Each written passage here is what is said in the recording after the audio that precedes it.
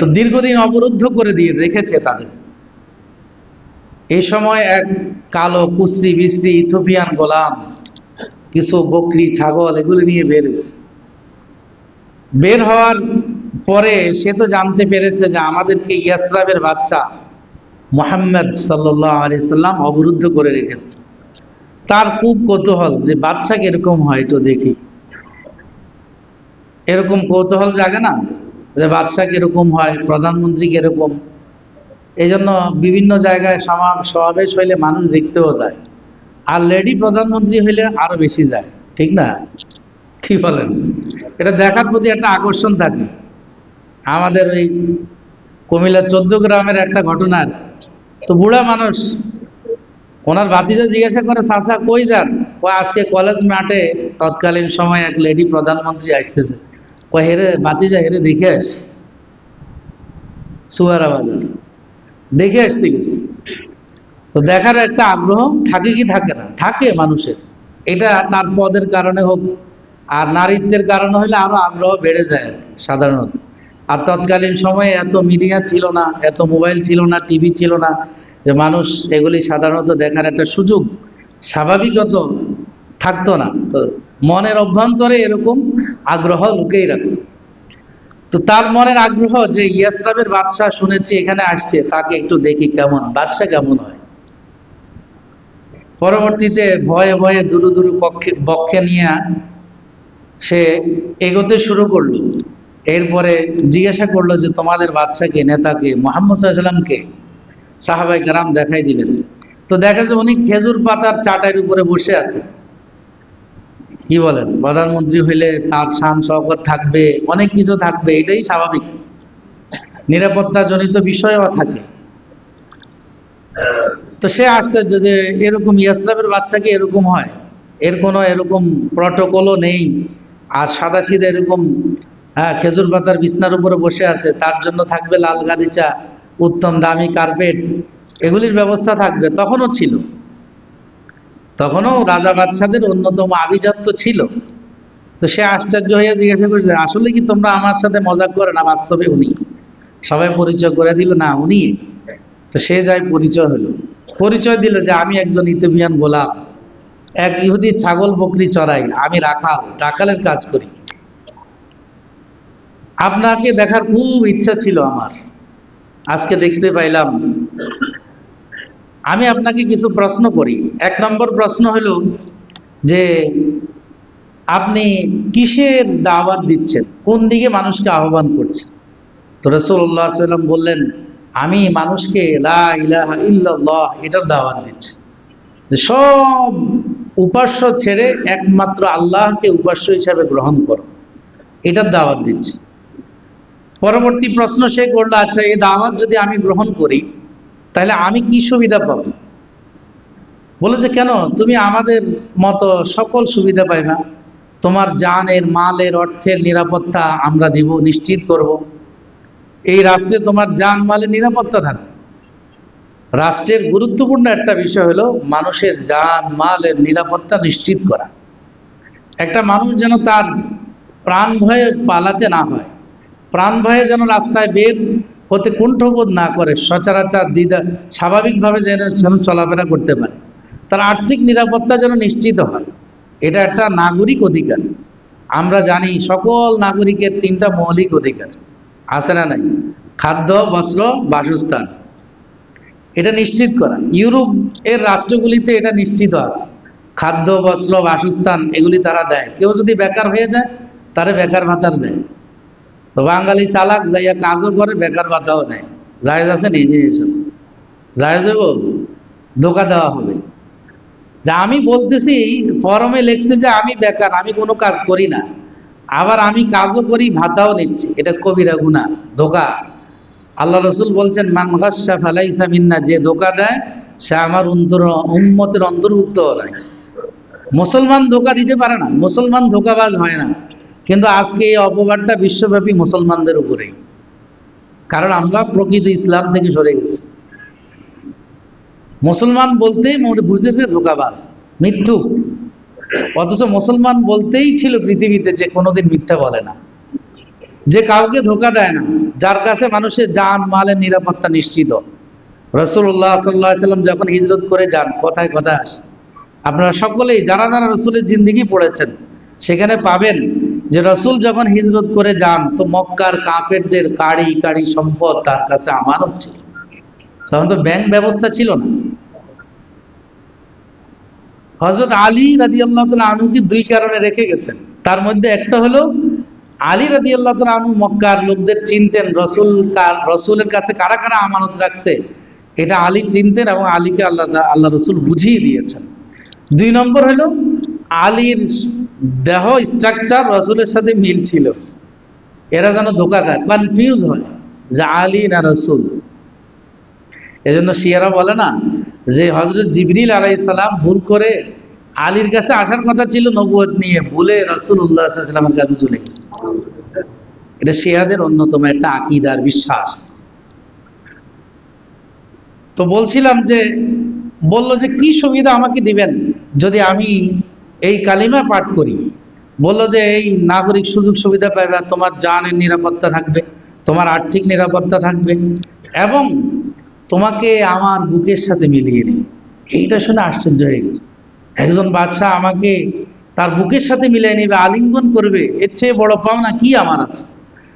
তখন সাথে সাথে বলল যে হুজুর আমাকে এখনই আপনি কালিমা পড়ান, আশহাদু আল্লা ইলাহা ইল্লাল্লাহু ওয়া আশহাদু আন্না মুহাম্মাদান আবদুহু ওয়া রাসূলুহু। এই কালিমা পাঠের মাধ্যমে মুসলমান হয়ে গেছে। তিনি রাসূলকে জিজ্ঞাসা করলেন, হুজুর এখন আমার কাজ কি? বলল যে দেখো এখন তো নামাজের সময় না, তোমাকে নামাজের কথা বলবো। যাকাত দেওয়ার মতো সামর্থ্য তোমার নাই, তুমি গরিব মানুষ, কোত্থেকে যাকাত দিবে? হজের মৌসুমও না, তোমাকে হজে পাঠাবো। তবে এখন খাইবরের এই এলাকায় একটা তরবারির নিচে একটা ইবাদত চলতেছে। কিসের নিচে ইবাদত? কিসের নিচে? এটা ইবাদত না। জিহাদকে কেউ যদি অস্বীকার করে তার ঈমান থাকবে না। জিহাদ হলো যে সমাজে ক্যান্সারের আবির্ভাব হবে সেটা সমাজ থেকে দূর করার জন্য একমাত্র পথ জিহাদ। যেখানে ঈমান চলবে না, শিরকের চর্চা চলবে, শিরক দূর করার জন্য জিহাদ। যেখানে আল্লাহর যে রাজত্বের মধ্যে আল্লাহর রাজত্ব চলবে না, বন্দার মানব রচিত সংবিধান চলবে, মানব রচিত রাজত্ব চলবে, সেখানে কি জিহাদ। তবে এটা ভিন্নতা আছে, সবসময় যে অস্ত্রের জিহাদ এমন না। জিহাদ নফসের জিহাদও আছে। ওয়াল্লাযীনা জাহাদু ফীনা লানাহদিয়ান্নাহুম সুবুলানা। প্রথম জিহাদ তো নফসের সাথে হইতো। যে ব্যক্তি আত্মাকে পরিশুদ্ধ করবে ঈমান আনয়নের মাধ্যমে, তাওহীদের মাধ্যমে, এরপরে নেক আমল করার মাধ্যমে, এরপরে না সে অস্ত্রের জিহাদ করতে পারবে। এই জন্য ইসলামী হুকুমত আমাদের ইবাদতের জন্য সহায়ক। আল্লাহ তাআলা আমাদেরকে বানাইছেন কিসের জন্য? ইবাদতের জন্য। সূরা জারিয়াতের মধ্যে আল্লাহ তাআলা দ্ব্যর্থহীন ভাষায় ঘোষণা করছেন যে আমি জিন এবং মানুষকে শুধুমাত্র কেবলমাত্র আমার ইবাদতের জন্য সৃষ্টি করেছি। কিসের জন্য সৃষ্টি করেছেন? ওয়ামা খালাকতুল জিন্না ওয়াল ইনসা ইল্লা লিয়াবুদুন। আমি জিন এবং ইনসান এই দুই জাতিকে শুধুমাত্র আমার ইবাদতের জন্য সৃষ্টি করেছি। আর পৃথিবীতে যত জাতি যত কিছু আছে সব কিছু মানুষ আর জিনের খেদমতের জন্য উপকারার্থে আল্লাহ তাআলা সৃষ্টি করছে, সব কিছু। এমনকি সাপও আল্লাহ তাআলা আমাদের উপকারে সৃষ্টি করছে। এটা ব্যাখ্যা সাপেক্ষ বিষয়। কেমনে আমাদের উপকার? আমাদেরকে সৃষ্টি করেছেন কার জন্য? আল্লাহর ইবাদতের জন্য। আর এই জিহাদ, ইসলামী হুকুমত, যত কিছুই বলেন এগুলি হলে ইবাদত সুনিশ্চিতভাবে আদায়ের জন্য সহায়ক। ইবাদত আদায় করতে সহজ হবে। আজকে যদি সেন্ট্রালি সরকার যাকাত ব্যবস্থাপনা রাষ্ট্রীয়ভাবে আদায় করে গরিবদেরকে দেওয়া হইতো, আমাদের দেশে যে পরিমাণ ধনাঢ্য ব্যক্তিরা আছেন, প্রায় 200-এর উপরে 100 কোটি টাকার মালিক আছে। এটা হলো রাষ্ট্রীয় তথ্য।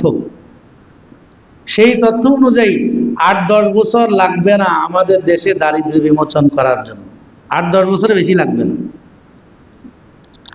মেজরিটি 100 কোটি টাকার মালিক যারা, তারা ম্যাক্সিমামই যাকাত দেয় না, হিসাব করে যাকাত দেয়। ওই যে গত জুমায় বলছিলাম শুধু ওই জাকাতের শাড়ি খোঁজে, যেটা দিয়ে আসমানও দেখা যায়, কি দেখা যায়, জমিনও দেখা যায়। কে এদের মাথায় ঢুকেছে যে জাকাতে শাড়ি দিতে হবে জাকাতে? বর্তমান সময়ে মনে রাখবেন, বর্তমান সময়ে জাকাত আদায়ে নগদ অর্থ, লিকুইডিটি, এটা দেওয়া সবচেয়ে সওয়াবের কাজ।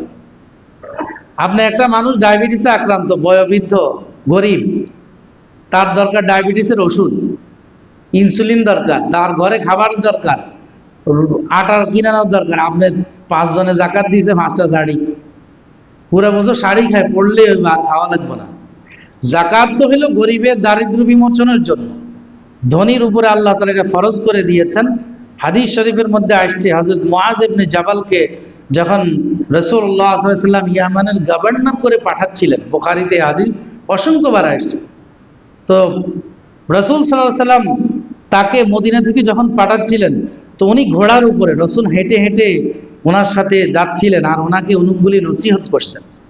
তার মধ্যে একটা নসিহত হলো, তুমি যাইয়া প্রথম কি করবা, মানুষকে ঈমানের দাওয়াত দিবে। কিসের দাওয়াত দিবে? এরপরে যারা ঈমানদার হয়ে যাবে, ঈমান গ্রহণ করবে, তাদেরকে নামাজের দাওয়াত দিবে। কিসের দাওয়াত দিবে? নামাজ। এরপরে নামাজি যখন হবে তখন তাদেরকে জাকাতের কথা বলবা। আর জাকাত তুমি তুখাযু মিন আগনিয়াইকুম ওয়া তুরাদ্দু আলা ফুকারাইকুম, গরিবদের থেকে, ধনীদের থেকে নিয়ে গরিবদেরকে দিবা। তাহলে অর্থনৈতিকভাবে ভারসাম্যতা ঠিক থাকবে। একটা রাষ্ট্রের অর্থনৈতিক, কেউ একদম উপরেও থাকবে না, কেউ নিচেও থাকবে না, না খেয়ে মরবে না, সমতা থাকবে, সাম্যতা থাকবে। গরিব আল্লাহ তাআলাই বানাইছেন। এই জন্য মূলত আমাদের যাদেরকে আল্লাহ তাআলা ধনী বানাইছেন, যাদেরকে অর্থ সম্পদ দিচ্ছেন, মনে করবেন আল্লাহ প্রদত্ত ডিলারশিপ পাইছেন। এর মানে সব মাল আপনি গুদামজাত করবেন, ডিস্ট্রিবিউশন করবেন না, আপনি ওনলি ফর ডিস্ট্রিবিউটর। এটা আপনার জন্য একটা গুডউইল, আল্লাহ তাআলা প্রদত্ত একটা সম্মান, যে আপনাকে আল্লাহ তাআলা ডিস্ট্রিবিউটর বানাইছেন, আল্লাহ তাআলা আপনাকে ডিলারশিপ দিচ্ছেন, আপনার থেকে গরিবরা নিবে, আপনি খুঁজে খুঁজে গরিবদেরকে দিবেন। এখন ময়মনসিংহে জর্দার ফ্যাক্টরিওয়ালা জাকাত দিবে 10 টাকা করে, লাইন ধরাইছে সকাল থেকে, 11 জন পদপিষ্ট হইয়া মারা গেছে। এই জাকাত দেওয়ার কোনো সওয়াব হবে? 11টা প্রাণ আপনি হত্যা করলেন। কে বলছে? কোরআনে কারীমের মধ্যে যত জায়গায় আপনারা পড়ে দেখেন, আল্লাহ তাআলা সব জায়গায় ইউতু যাকাত, যাকাত প্রদান করার বলতে বলছেন। গরিবকে যাইয়া আনতে কয় নাই, গরিবের কাছে যাইয়া দিতে বলছে। পড়েন কোরআনে কারীমের যত জায়গায় যাকাত দেওয়ার কথা আল্লাহ বলছেন, সব জায়গায় বলছে গরিব খুঁজে খুঁজে তুমি যাই দিয়ে আসো। এখন আমাদের বাসায় এসে লাইন ধরে, সারাদিন সেখানে বসে আছে 10 টাকা 100 টাকার জন্য অপেক্ষায়, আর আপনি খুব আনন্দিত, আমার বাসার সামনে তো অনেক ফকির, জাহান্নাম ত্বরান্বিত করছেন। আল্লাহ আমাদেরকে হেফাজত করুক। ঈমান আমাদেরকে একত্রিত করে দিচ্ছে। পরবর্তীতে ওই সাহাবী যখন ঈমান আনলেন, তো আল্লাহ রাসূল সাল্লাল্লাহু আলাইহি ওয়াসাল্লাম তাকে জিহাদের দাওয়াত দিলেন। সাথে সাথে আল্লাহ রাসূল একটি কথা বললেন, দেখো তুমি যে ছাগল বকরি নিয়ে আসছো, এগুলো তো হলে এক ইহুদির, এগুলির মালিক তো তুমি না, তুমি যে এগুলি দিয়ে আসো, ওই ব্যক্তিকে দিয়ে আসো, তোমার মালিককে বুঝিয়ে আসো, বুঝে তারপরে আমার কাছে আসো। আমরা হইলে মনে করতাম যে শত্রুপক্ষের ধন সম্পদ এটা গনিমত। ওই সময়ও আল্লাহ রাসূল সাল্লাল্লাহু আলাইহি ওয়াসাল্লাম আমানত শিখাইছেন। এই জন্য কেউ যদি আত্মার পরিশুদ্ধি না করে জিহাদ করে, তার দ্বারা জুলুম হবে। এই জন্য প্রথম জিহাদ হইলে আত্মার পরিশুদ্ধি। আত্মার পরিশুদ্ধি মানে সমস্ত ফরজ ওয়াজিব সুন্নত মুআক্কাদের উপর আমল করা এবং সমস্ত গুনার কাজ থেকে বিরত থাকা। আপনি যদি এগুলি না করে একজনকে এমপি বানান, মন্ত্রী বানান, এই যে এখন আসতেছে না অনেক উপদেষ্টা, ধর্ম উপদেষ্টা ছাড়া সবার নামে দুর্নীতির অভিযোগ আসতেছে। আমি জানি না সেটা প্রমাণিত কিনা, কিন্তু আসবে, কারণ ফরজগার মুত্তাকি লোক তো সেখানে নাই। যতই সবাই ধর্মের কথা বলুক, রাষ্ট্র বিনির্মাণের কথা বলুক, এগুলি হলো ধোঁকাবাজি। বাংলাদেশে সবচেয়ে বেশি ধোঁকা দিছে যারা স্বাধীনতার নামে, স্বাধীনতার কথা বলে বলে, দেশপ্রেমের কথা বলে বলে 20,000 লক্ষ কোটি টাকা পাচার করে ফেলছে।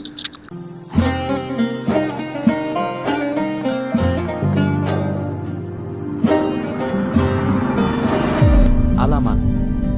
সত্য ও ইসলামের বাণী পৌঁছে দিচ্ছে প্রতিদিন।